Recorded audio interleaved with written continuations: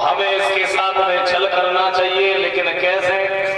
गौतम ऋषि सारे दिन घर में ही घुसे रहते, हाँ जाते गंगा स्नान करने के लिए जाते हैं, और वो तब जाते हैं जब सवेरा हो जाता है। तो बड़े ऐसे जाने से फायदा ही क्या?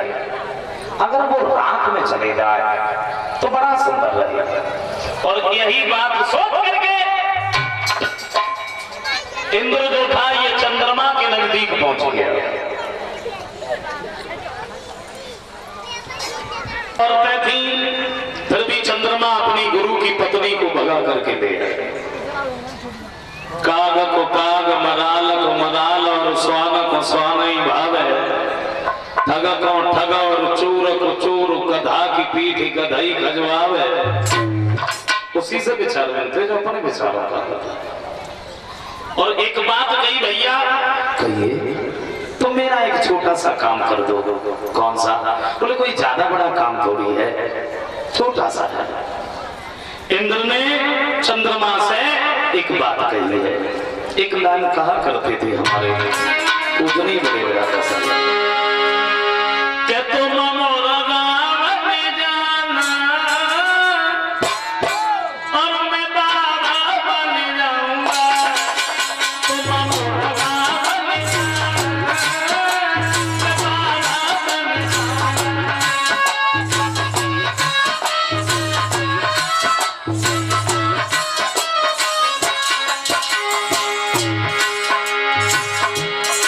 जवाब दिया भैया, आज रात को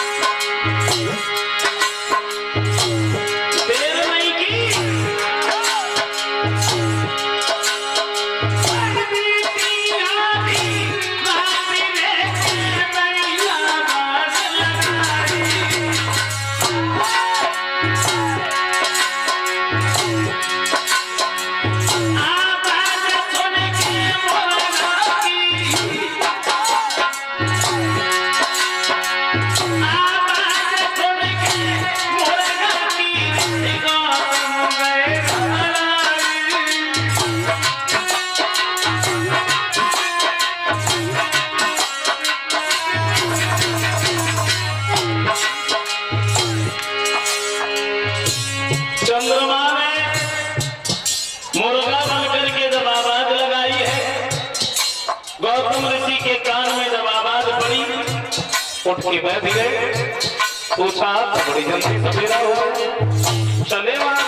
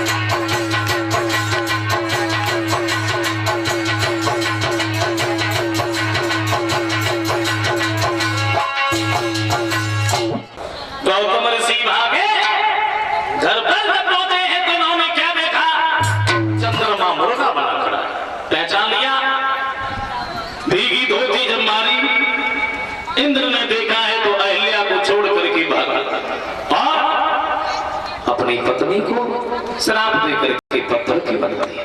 बेटा राम, अगर तुम्हारे चरणों की धूल इनके ऊपर पड़ जाए तो फिर इनका उद्धार हो जाए। तो गुरु विश्वामित्र के कहने से और अहिल्या का उद्धार किया। इंद्र के कलंकित थी, उन पापों से उन्हें पार किया। अहिल्या का उद्धार करने के बाद वहां से आगे बढ़ी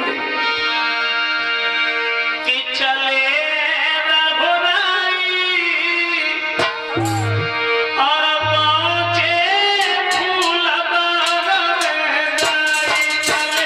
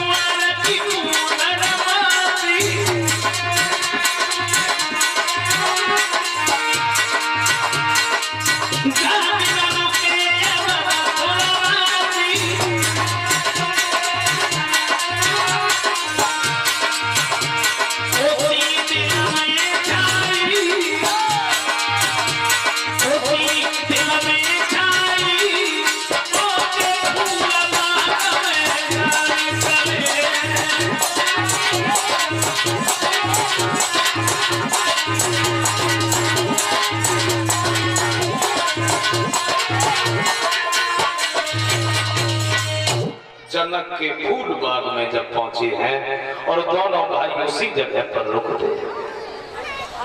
श्री राम से एक बात कही है। विश्वामित्र जी ने देखा बड़े सुंदर सुंदर वृक्ष हैं, बड़े सुंदर सुंदर पुष्प खिले हुए हैं।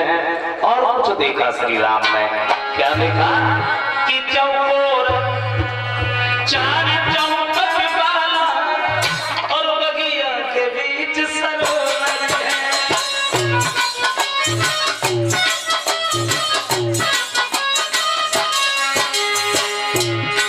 क्या देखा भगवान श्री राम ने?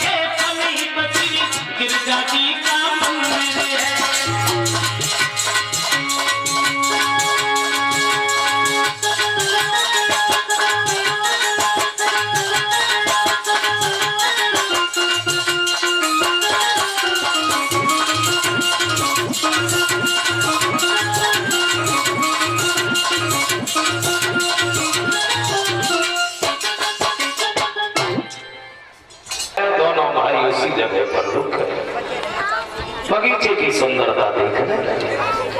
उधर बताया है कि सीता सहेलियों को साथ में लेके चले उसी मंदिर में पूजा करने के लिए जो बगीचे में था। लेकिन एक सहेली जब सीता जी की बिछुड़ जाती है, श्री राम के नजदीक आई है और राम की जब सुंदरता देखी तो लौट के फिर भागी। सीता को सारी बात बताई है बहन, तो राजकुमार इस बगीचे में इतने सुंदर बैठे हैं, इनकी सुंदरता की बढ़ाई हम सारी जिंदगी करते रहे फिर भी कम है। और हमें तो ऐसा लगता है, कैसा लगता है,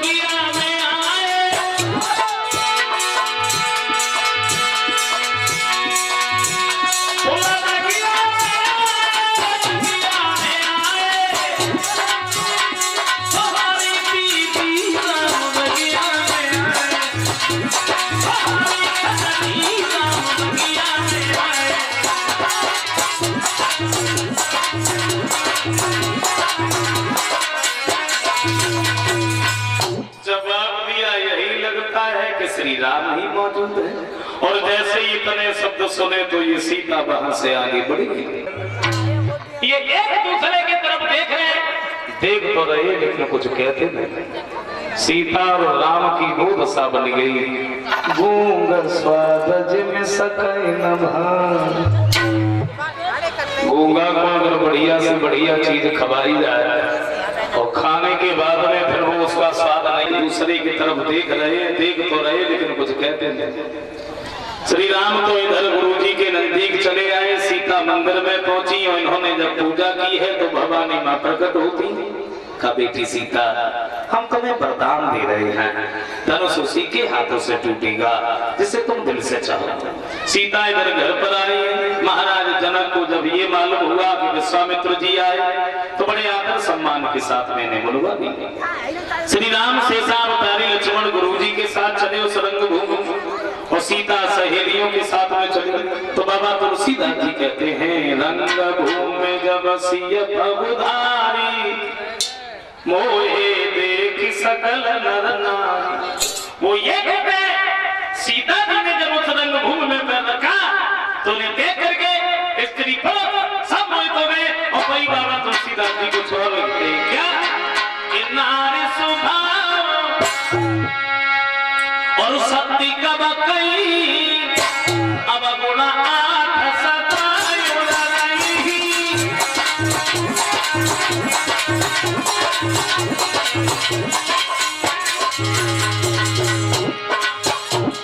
वो कहते हैं कि स्त्रियों के अंदर जो 8 गुण होते हैं, आप माफ करें जो हमारी माताएं बहनें बैठी हैं, मैं बुराई नहीं कर रहा।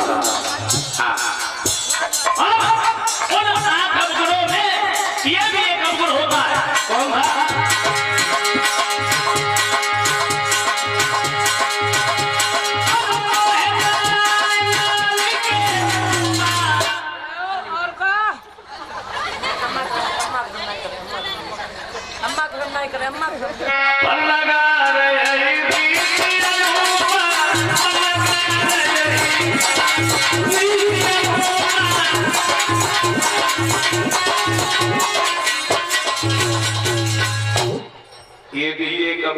होता है। आपको पुरानी बात बताएं, पुरानी कौन सी पुरानी? लिखा है कभी नहीं, ज्यादा नहीं। अरे नारी कछुई कल की मारी, इनमें अब घोड़ा तुहरे।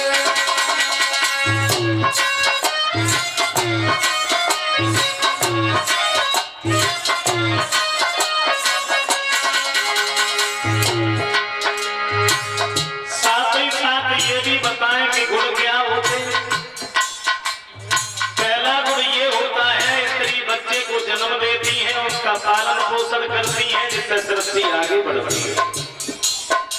और दूसरा गुण ये होता है, अगर स्त्री अपने पति से सच्चा हित करती है, सच्चा प्रेम करती है, तो वो जीवित चल जाती है,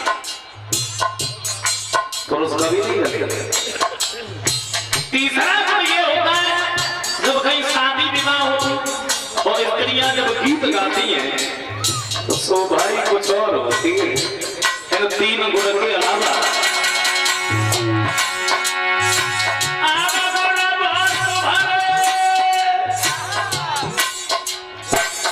माफ करें, ये तो मैंने पहले कह दिया, हम आजकल की कोई बात ही नहीं पता। पुरानी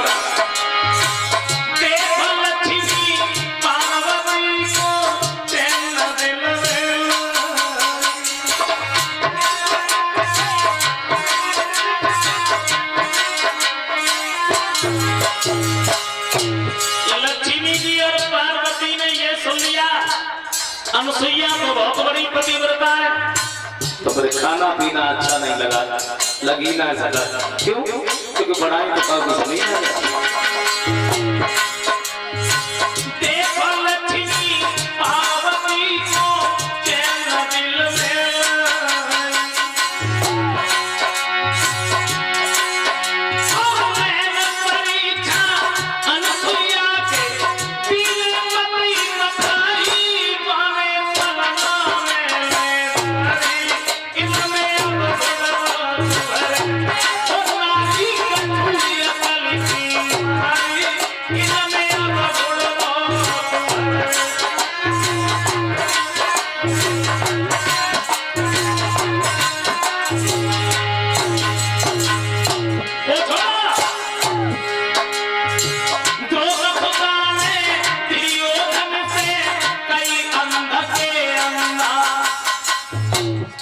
नहीं कहना चाहिए था, क्योंकि रास्ते में जेठ लगता था।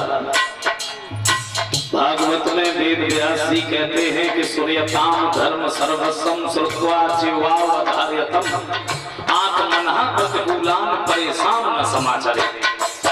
तो ये कहते हैं किसी से ऐसे शब्द मत बोलो जो अपने आप को भी अच्छे न लगे।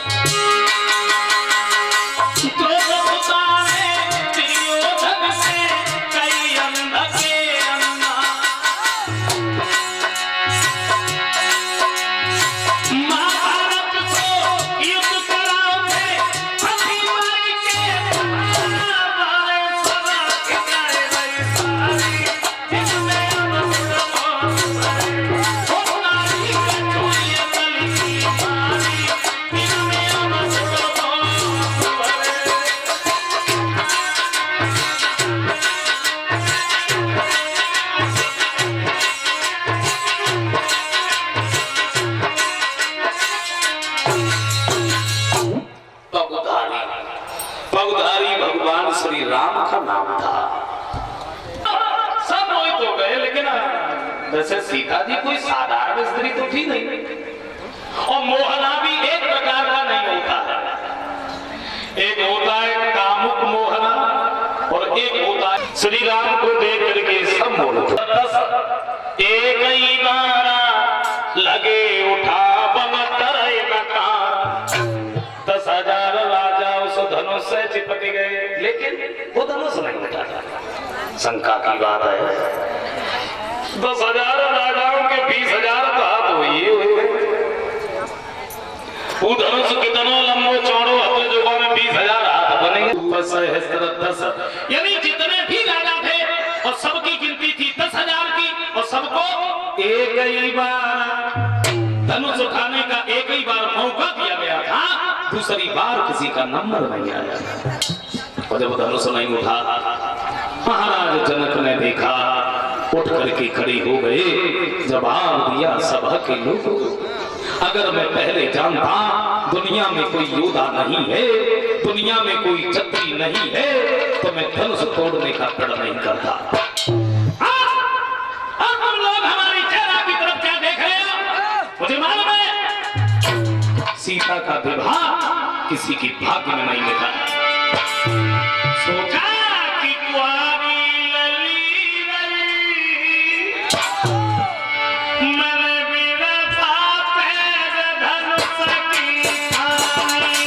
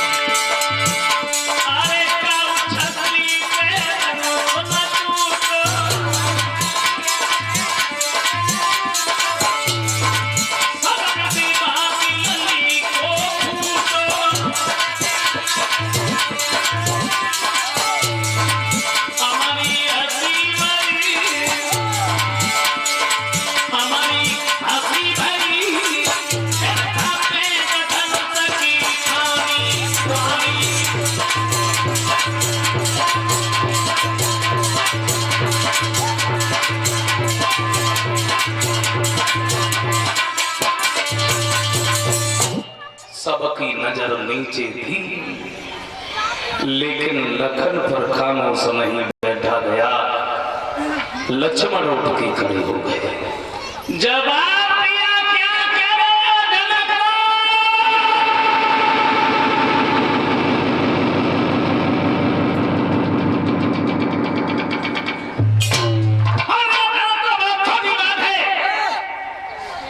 अगर अपने गुरु की आज्ञा पा जाए ना, सारे भूमंडल को उखाड़ करके फेंक दे। समझ गए? सबकी नजर लक्ष्मण की तरफ जम गई। उपाजी बा जरा सा कोई इतनी बड़ी बात। विश्वामित्र जी कहने लगे, लखन खामोश में दो, तुम्हारी पता नहीं क्या आदत है, तुम तो बीच में ही बोलने लगते हो। नहीं बोलो, ये काम तुम्हारा नहीं है, बैठो। बैठिए। राम से कहा, बेटा राम, अब तुम उठो, तुम जनक के संताप को दूर करो। श्री राम जैसे ही उठ करके चले, बड़े बड़े योद्धाओं ने देखा तो हंसने लगे। अब चली चिड़िया पार उठाने को। सीता ने जब देखा तो देवी देवताओं को मनाने लगी है। भोले बाबा से विनती की है, फिर पार्वती से विनती की है, फिर उस धनुष से विनती की है, तुम इतने हल्के हो जाओ तो प्रभु राम तुम्हें बड़े आसानी से उठा सके। श्री राम तब तक सामने पहुंच गए। श्री राम ने धनुष को एक ही हाथ से उठा लिया, और उठाते तो सबने देखा, लेकिन तेरी पता नहीं कब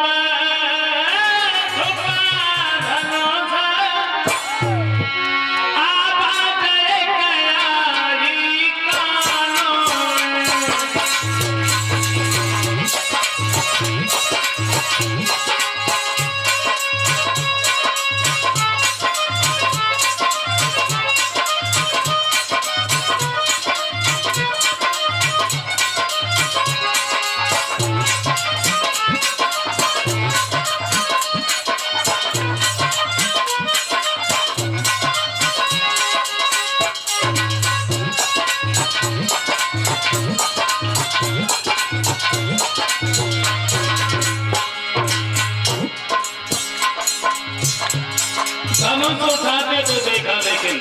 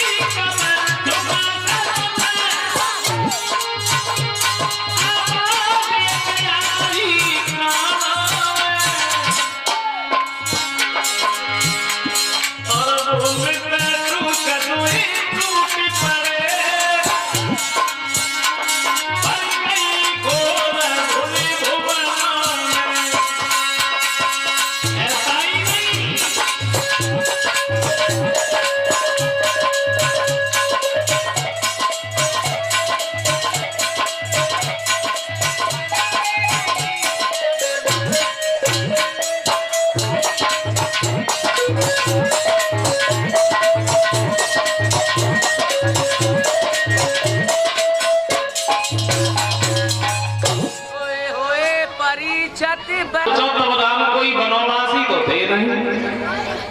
अंदाजा लगाओ ज्यादा ना आए तो एक 1.5 हाथ को तो मुकुट पे नहीं हुए और काका तू चंपल है पहने हुए। और जब जयमाला ना पहराए पाए तो सीता की जो सहेलियां रहे वे विनती करती हुई बोली है राम से, राम कहिए मेरा कहना है क्या है तो बोली कि ढोकी गई लाला रघुवीर लली मेरी बारी ढोकी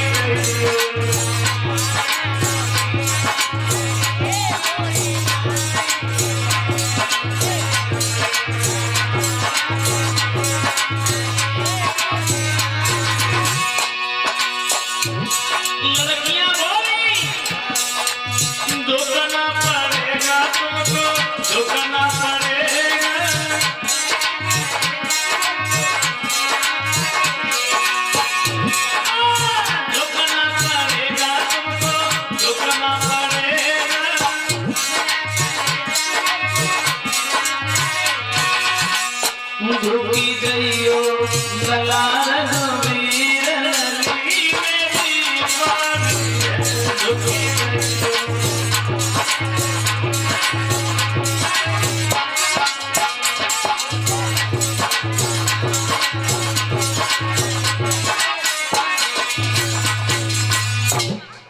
राम ने सोची अगर जी कह रही है तो हम झुके जाते हैं, भला हमें क्या हो जाता है। और जैसे ही झुकने के लिए तैयार भये सो लक्ष्मण इनके नजदीक ही खड़े रहे। वे धीरे से ही बोले भैया, बोले हाँ। जब आप तो ससुराल सो हो जाएगी सामने सो पहली बार अगर अब झुकेगा तो सारी जिंदगी ऐसे ही झुकी रहे हो। सीधे खड़े हो गए वो नहीं। लड़कियों ने सोची हाय अब क्या करें, जयमाला कैसे पहनवा। लक्ष्मण सही कही, बोले तुम्हें कोई उपाय सोचो। लक्ष्मण बोले तुमने अब कही है, थोड़ी देर पहले कही दी होती तो जयमाला तुमने कब की पहनवा दी होती। लक्ष्मण ने सबे सुनाए कि एक बात कही, देखो भैया ने धनुष तोड़ो और हमने इनके पैरों न छुए। लक्ष्मण ने जैसे ही पैर छुए श्री राम ने झुक के लक्ष्मण के सर पे हाथ रख, सीता को मौका मिल गया, उन्होंने जयमाला डाला।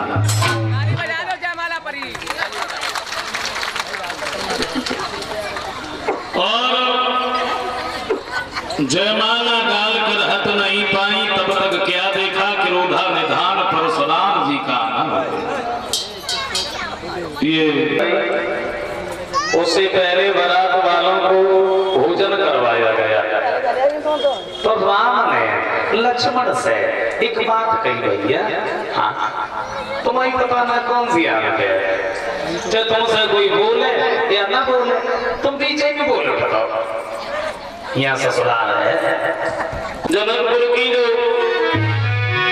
लड़कियां जीवनार गाने लगी गाली। अब माफ करें आजकल जैसी ना है, अब तो कथा भागवत में कह दो कीर्तन बोलो तो भी नीचे को झुकैया मान लेती थी।